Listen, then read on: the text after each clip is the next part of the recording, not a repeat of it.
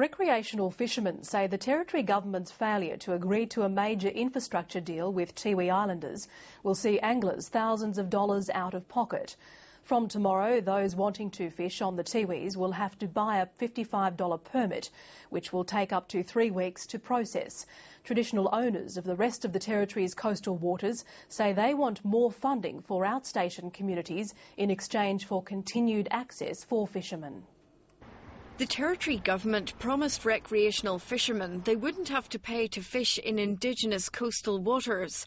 But talks between the Tiwi Land Council and the Government over infrastructure spending broke down. And as a result, anglers will have to pay $55 to fish on the Tiwis. That promise has not been kept. There has been no effort made to negotiate in good faith. Anglers say they're being held to ransom because of the dispute. Our problem is that they're making fishermen the meat in the sandwich, and we're getting a bit tired of that. In a failed 11th hour offer, the Territory Government said it would pay for permits on behalf of anglers. It's still hoping to get back to the discussion table with the Tiwi Land Council, with the lure of jobs and infrastructure. $55 permit buys you nothing, gets you nowhere, and certainly doesn't benefit Indigenous people.